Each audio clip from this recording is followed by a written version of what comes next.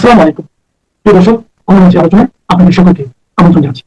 মার্কিন পররাষ্ট্রমন্ত্রী Marco Rubio এই মুহূর্তে ভারত সফরে রয়েছেন। তিনি ভারতীয় উচ্চ পর্যায়ের বিভিন্ন মন্ত্রী এবং ব্যক্তিবর্গের সাথে মিটিং করছেন। স্বভাবতই আমাদের কৌতূহল রয়েছে যে তার এই মিটিংয়ে, তার এই আলোচ্য সূচিতে বাংলাদেশ রয়েছে কিনা। আজকে এই বিষয়েই আলোচনা করব, শেষ পর্যন্ত সাথে থাকবেন। আসসালামু আলাইকুম এবং আদাব। পররাষ্ট্রমন্ত্রী হিসেবে নিয়োগ পাওয়ার পরে এই প্রথম ভারত সফরে এলেন মার্কিন পররাষ্ট্রমন্ত্রী মার্কো রুবিও, এবং তার আজকে 24শে মে ভারতে আসবার কথা ছিল, কিন্তু তিনি একদিন আগেই গতকাল 23শে মে এসেছেন এবং তিনি সরাসরি গিয়েছেন কলকাতায়। কলকাতায় তিনি ভিক্টোরিয়া মেমোরিয়াল এবং মাদার তেরেসার সদনে গিয়েছিলেন, যেটি নিয়ে আমি গতকাল কথা বলেছিলাম। কিন্তু গতকাল তিনি দিল্লি গিয়েছেন এবং আজকে দিল্লিতে তিনি খুব ব্যস্ত সময় কাটিয়েছেন। তিনি 2 দফায় ভারতের জাতীয় উপদেষ্টা অজিত দোভালের সাথে মিটিং করেছেন এবং এই মিটিংগুলোতে অনেক বিষয় আলোচনা হয়েছে এবং তারপরে ভারতের পররাষ্ট্রমন্ত্রী ডক্টর জয়শঙ্করের সাথে তিনি মিটিং করেছেন। অজিত দোভালের সাথে মিটিংয়ে কি আলোচনা হলো?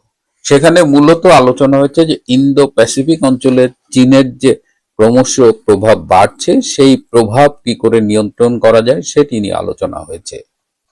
এছাড়াও ক্রস বর্ডার টেরোরিজম বা সীমান্ত পারের সন্ত্রাস, সামুদ্রিক নিরাপত্তা, বর্তমানে পশ্চিম এশিয়ায় যে সংকট চলছে, যে এই যে ইরানকে আক্রমণ করা এবং তার ফলশ্রুতিতে Saudi Arab, United Arab Emirates, Kuwait, Bahrain, ওমানে যে ইরান আক্রমণ করছে, ওভারঅল মধ্যপ্রাচ্যের সংকট নিয়েও তাদের মধ্যে আলোচনা হয়েছে এবং এই সংকট কি করে নিয়ন্ত্রণে আনা যায় সেটি নিয়ে আলোচনা হয়েছে। এছাড়া তাদের মধ্যে আলোচনা হয়েছে যে তাদের মধ্যে যে যৌথ সামরিক মহড়া হতো সেটি কি করে আরো বৃদ্ধি করা যায়, ভারত আমেরিকার মধ্যে ইন্টেলিজেন্স ইনফরমেশন শেয়ারিংটা আরো কি করে বাড়ানো যায় এবং পাকিস্তান ভিত্তিক যেসব সন্ত্রাসী গোষ্ঠী রয়েছে তাদের নিয়েও কিন্তু এই মিটিং এ আলোচনা হয়েছে। এরপরে ডক্টর জয়শঙ্করের সাথে যে মিটিং হয়েছে সেটি অত্যন্ত গুরুত্বপূর্ণ এবং এই মিটিং এর কোনো ইনফরমেশন যেন বাইরে না যায় এতটাই গোপনীয়তা বজায় রাখা হয়েছে।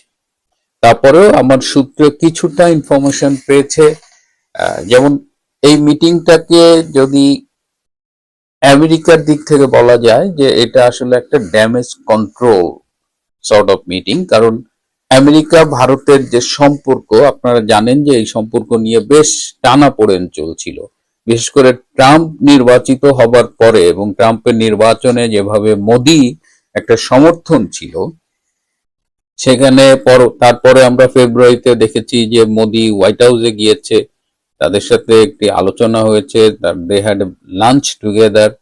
তো স্বভাবতই ধারণা করা হচ্ছিল যে ইন্ডিয়া এবং আমেরিকার সম্পর্কটা খুব উষ্ণ হবে, কিন্তু পরবর্তীতে দেখা গেল ট্যারিফ নিয়ে এবং অন্যান্য ইস্যু নিয়ে তাদের সম্পর্কটা কিন্তু স্মুথলি যায়নি। তো এই যে সম্পর্কের অবনতি সেটি আসলে ঠিক করতে এসেছেন মার্কো রুবিও এবং সেটাকে তিনি বলছেন যে ড্যামেজ কন্ট্রোল করতে এসেছে এবং ইন্ডিয়ার সাথে আমেরিকার সম্পর্কের এই যে অবনতি হয়েছে এর দায় কিন্তু মার্কো রুবিও নিজেই স্বীকার করেছেন, বলেছেন যে এর জন্য আসলে আমেরিকাই দায়ী। আমেরিকাই একসময় ট্যারিফ নিয়ে কথা বলেছেন। আবার আর এই সাউথ এশিয়ান রিজিয়নে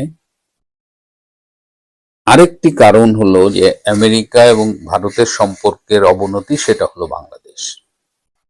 কারণ আপনাদের মনে আছে যে ট্রাম্প নির্বাচিত হবার পরে হোয়াইট হাউসে যে গিয়েছিলেন মোদি এবং সেখানে ট্রাম্পও বলেছিলেন যে এই সাউথ এশিয়ান এই বিষয়গুলো, বিশেষ করে বাংলাদেশের বিষয়গুলো তারা ভারতের সাথে মিলেই কাজ করবে, মানে সোজা কথা হলো যে ভারতের চোখে তারা বাংলাদেশকে দেখবে। কিন্তু পরবর্তীতে আমেরিকা কথা রাখেনি, আমেরিকা অনেক কাণ্ড ঘটিয়েছে যেগুলোতে ভারতের আপত্তি ছিল, ভারতের স্বার্থ বিরোধী ছিল।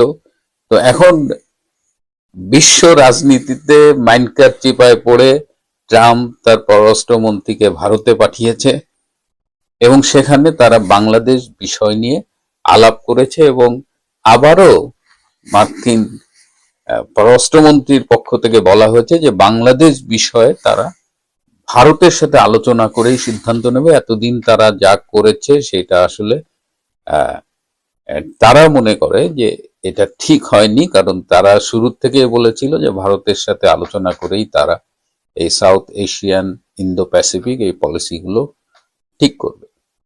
এবং মার্কো রুবিও ট্রাম্পের পক্ষ থেকে ভারতের প্রধানমন্ত্রী শ্রী মোদিজিকে হোয়াইট হাউসে আমন্ত্রণ জানিয়েছে এবং ট্রাম্পও ভারতে আসার আগ্রহ ব্যক্ত করেছে। এবং ট্রাম্প জাতিসংঘের যে সাধারণ পরিষদের অধিবেশন আছে সেপ্টেম্বরের শেষের দিকে, তারপরে অথবা অক্টোবরের প্রথম সপ্তাহে ভারত আসার ইচ্ছে ব্যক্ত করেছেন। সো এই বিষয় নিয়ে তাদের মধ্যে আলোচনা হয়েছে। বাংলাদেশ নিয়ে কি আলোচনা হয়েছে সেটা যদিও বলা হচ্ছে যে এ ব্যাপারে বাইরে কোনো তথ্য দেওয়া হবে না, কিন্তু খুব স্বাভাবিকভাবেই এটা একটা অনুমান করা যায় বা বিশ্লেষণ করে যেটা উঠে আসে যে এই যে আমেরিকা যে ইনুসকে দিয়ে বাংলাদেশের রেজিম চেঞ্জ করেছে এবং তারপরে বাংলাদেশের যে রাজনৈতিক গতি প্রকৃতি এবং এখন পর্যন্ত যেভাবে চলছে তাতে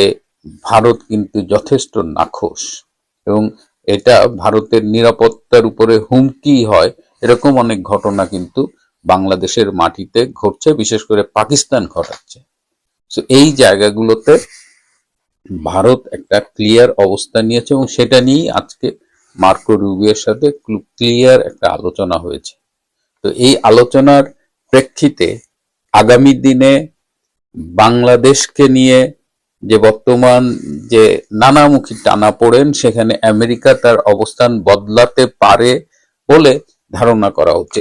যদিও আমেরিকাকে বিশ্বাস করার আগে আসলে বহুবার ভাবতে হয়, কারণ আমেরিকা বহুবার ভারতের সাথে কথা দিয়েছে কিন্তু কথা রাখেনি। কিন্তু এইবার বিশ্ব রাজনীতিতে মানকার চিপায় পড়ে তারা আবার ভারতের কাছে এসেছে এবং ভারত আবারও বন্ধুত্বের হাত বাড়িয়ে দিয়েছে। এখন দেখা যাক যে মার্কো রুবিও ফিরে যাবার পরে বাংলাদেশ ইস্যুতে কিছু চেঞ্জ আসে কিনা। তবে ধারণা করা হচ্ছে বাংলাদেশের রাজনীতিতে নিকট ভবিষ্যতে কিছু চেঞ্জ আসবে, কারণ শেখ হাসিনা বলেছেন তিনি অচিরে দেশে ফিরবেন।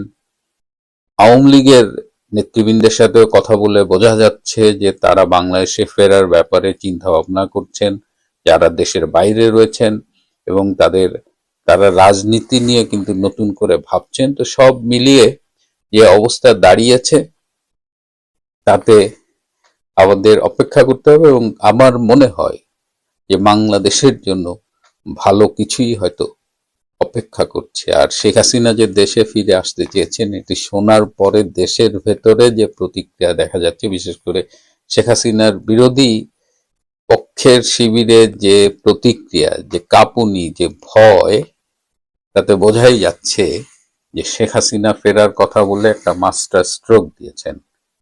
এখন আমরা অপেক্ষা করি। পলিটিক্স ইজ এ গেম, এখানে নিরন্তর খেলা চলছে এবং এটা একটা টেস্ট ম্যাচ, এটা T20 নয়। ভারত এই পর্যন্ত কিন্তু তারা যেভাবে খেলছে, আমরা অনেকেই বলি যে ভারত কি করছে বা ভারতের মুখের দিকে তাকিয়ে আছেন কেন।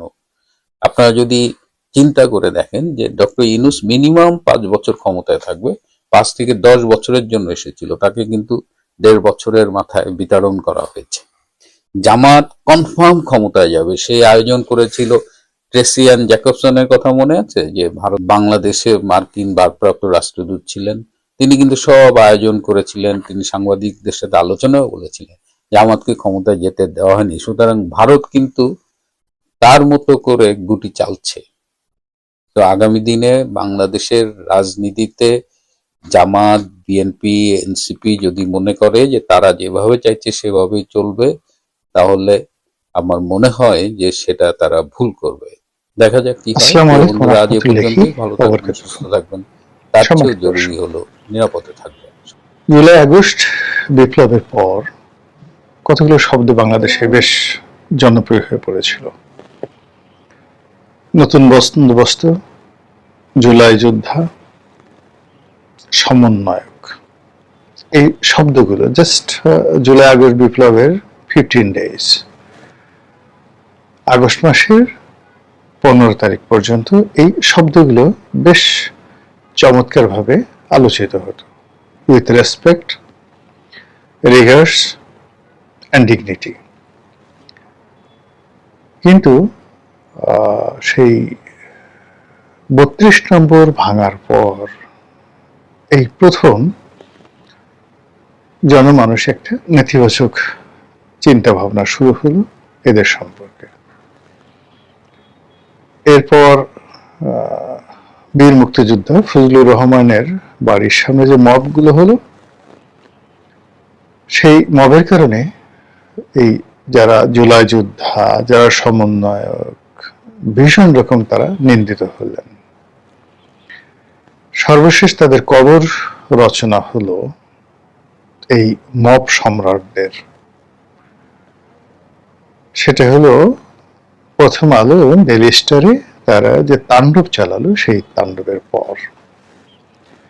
আর এখন এই শব্দগুলো আপনি যদি জুলাই যোদ্ধা বলেন, সমন্বয়ক বলেন এবং তাদের পরিচয় দেন, আমি অমুক সমন্বয়কের ভাই, অমুক জুলাই যোদ্ধার আত্মীয়, তাহলে পরিস্থিতিটা কোন পর্যায়ে যাবে এটা মোরাললেস আমরা সবাই আন্দাজ করতে পারি।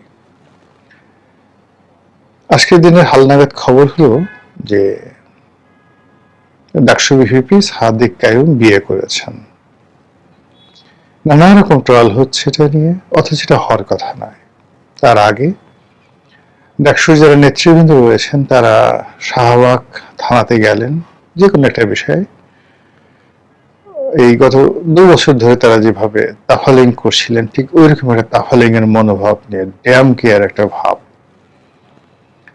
ছাত্র দলের যারা নেতৃবৃন্দ রয়েছেন তাদের হাতে বেদম পিটুনি খেলেন, মানে যাকে বলা হয় এরপরে আর ডাকসু নেতাদের এর চেয়ে তার অপমান থাকতে পারে না। যদি সেখানে ছাত্র দলের সিনিয়র নেতৃবৃন্দ উপস্থিত না হতেন এবং তাদেরকে রক্ষা না করতেন, ওই শাহবাগ থানায় দেখা গেল যে আর একটা ট্রাজেডি তৈরি হয়ে যেত। মানে জনরোষ, ছাত্রদের মধ্যে যে রোষ, ওটা এমন একটা পর্যায়ে ফেটে পড়েছিল শাহবাগ থানার মধ্যে। আর শাহবাগে যেটা জুলাই চত্বর করা হয়েছে, দুর্বৃত্তরা সেখানে মানে জুতোর মালা পরাই দিয়ে আসছে কে বা কারা। এখন ওই এলাকাতে সবসময় আসলে ক্যামেরা থাকে, কারাই কাজ করেছে এটা খুঁজে বের করা কিন্তু আসলে প্রশাসনের জন্য ওয়ান্টুর বিষয়। আর ওটা একটা এমন সময় যে রাত দিন 24 ঘন্টা ওখানে লোকে লোকারণ্য থাকে। তো সেক্ষেত্রে এরকম একটা প্রকাশ্য জায়গাতে জুলাই যোদ্ধাদের জন্য যে বিষয়টি নির্মিত হয়েছে, সেখানে জুতোর মালা ঝুলিয়ে দিয়ে আসাটা চারটিখানি বিষয় নয়। আর এটা যে ধরা হচ্ছে না এখনো পর্যন্ত কারা এই কাজগুলো করছে, এটাও সাধারণ কোনো ঘটনা নয়। তাহলে বোঝার চেষ্টা করুন যে এই মুহূর্তে বাংলাদেশে যা কিছু ঘটছে, এগুলোর যে আলামত, সেই আলামত কিন্তু কোনো অবস্থাতেই ভালো যাচ্ছে না।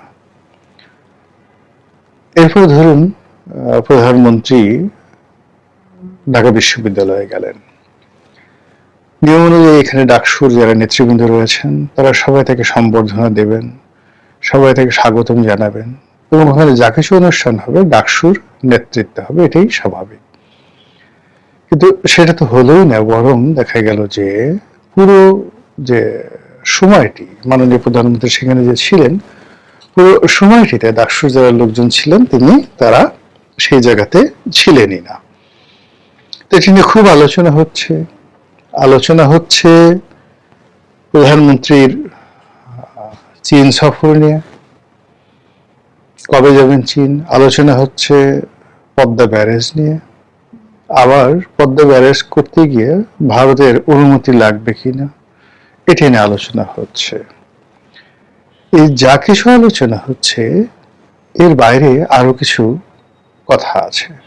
সে কথা হলো প্রধানমন্ত্রী চীন সফরে যাবেন,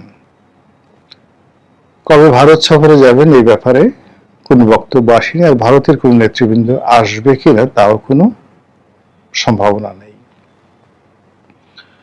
অন্যদিকে একটা বিশ্বস্ত সূত্রে জানা যাচ্ছে, সত্য মিথ্যা জানি না, কিন্তু এগুলো জাস্ট বাতাসে ভাসছে, যে খুব দ্রুত পাকিস্তানের প্রধানমন্ত্রী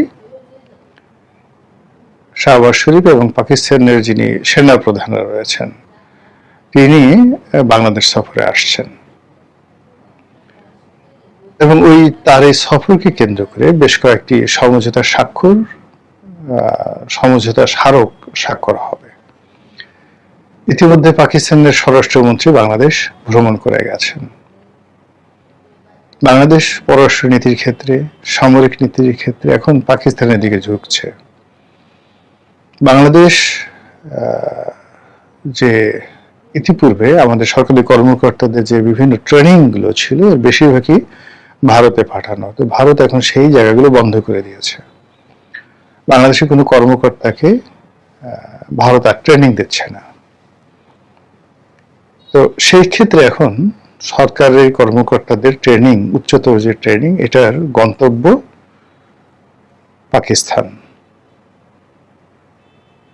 যে যাই বলুক না কেন, এটা আমার কাছে মূলত ভালো লাগছে এই কারণে যে আমাদের যে সিভিল সার্ভিস এবং মিলিটারি সার্ভিস, এমনকি জুডিশিয়ারি, এটা পাকিস্তানের সঙ্গে আমাদের যায়, ভারতের সঙ্গে আমাদের যায় না।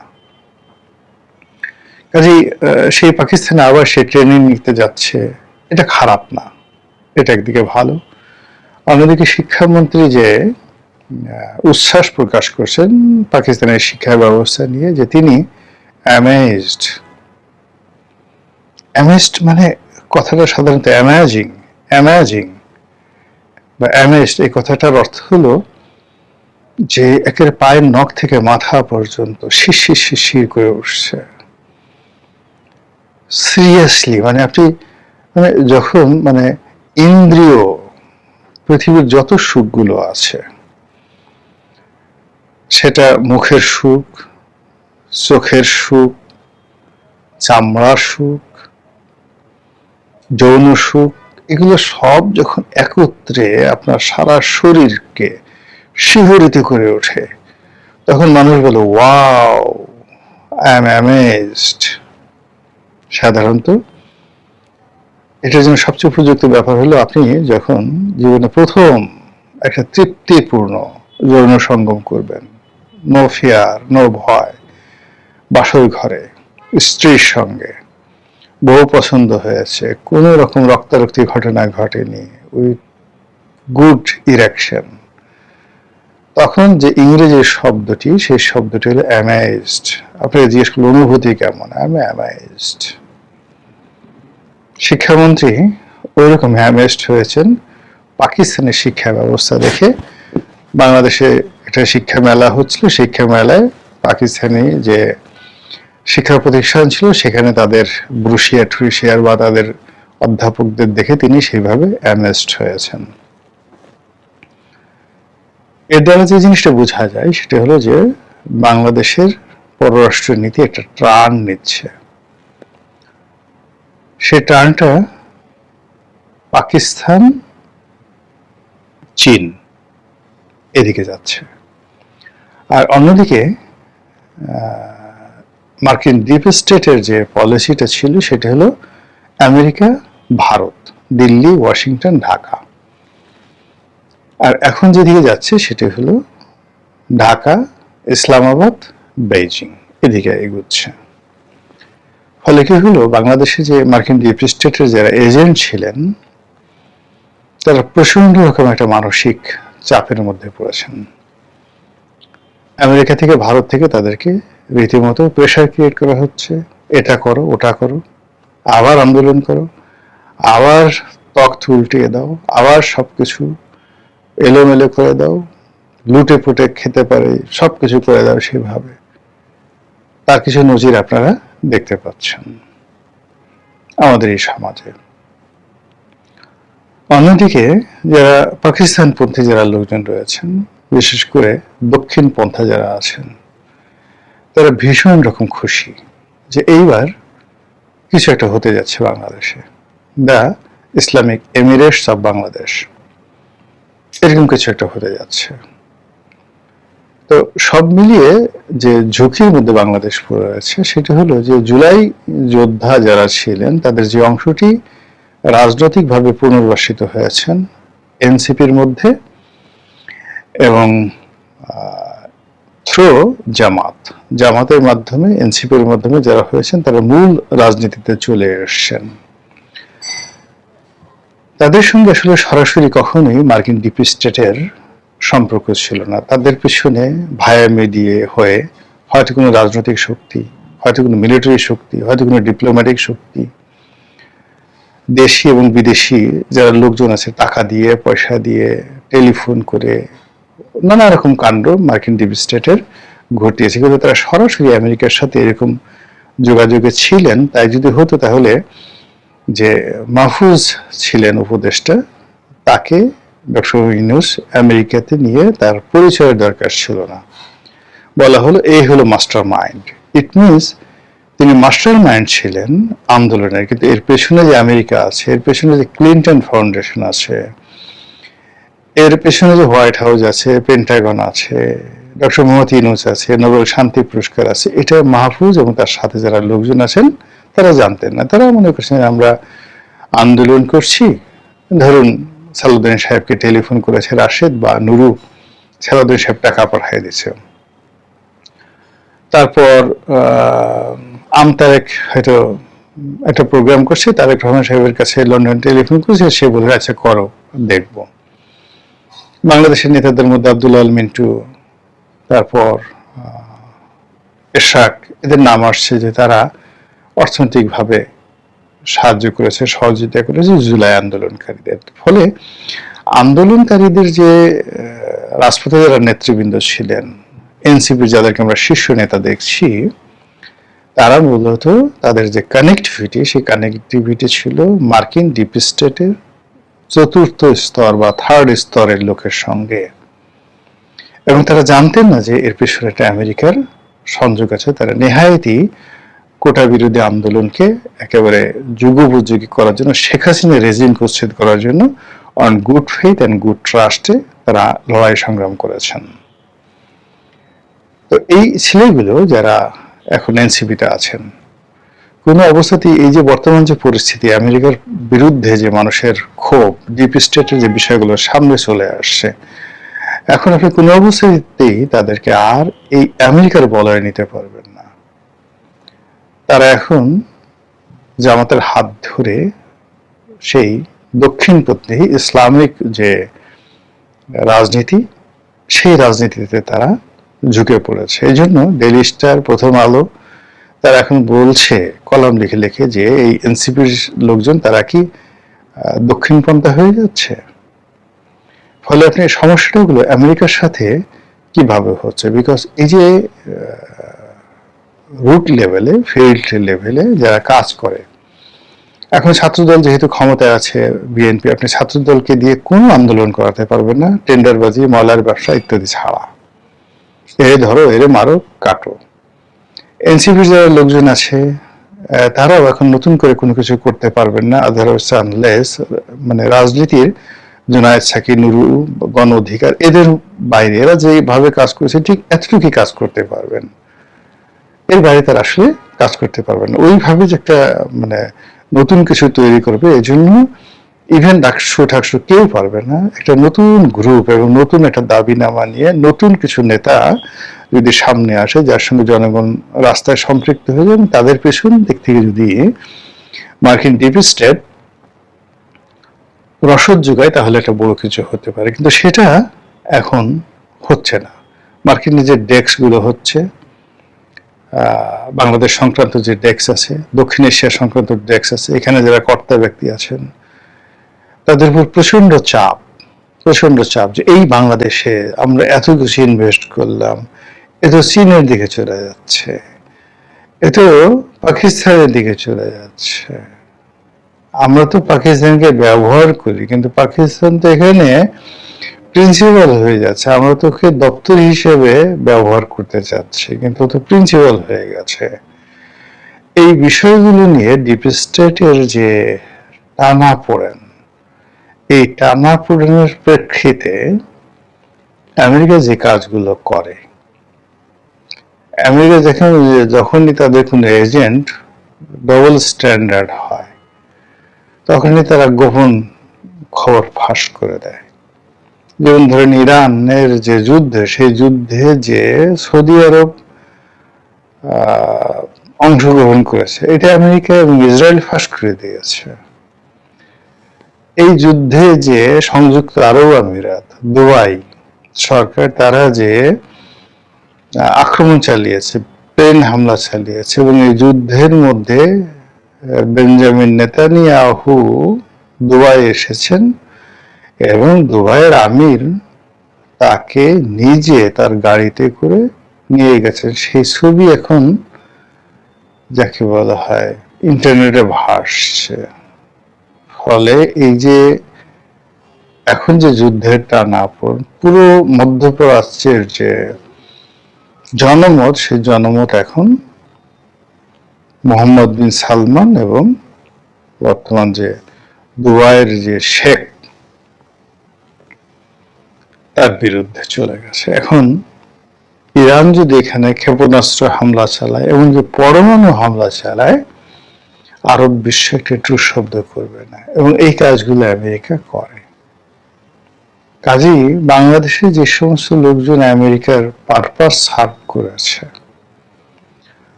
তারা যদি এখন আমেরিকার কথা মতো বাংলাদেশকে সেই যাকে বলা হয় চীন এবং পাকিস্তানমুখী করা থেকে বিরত না রাখতে পারে, তাহলে তাদের গোপন পরামর্শ, তাদের মাধ্যমে যত টাকা পয়সা দেওয়া হয়েছে, সেগুলো সুদে আসলে এই আমেরিকা দায়ী করবে এবং তাদের চরিত্র জাতির সামনে উন্মোচন করে দেবে বিভিন্ন শিলায়।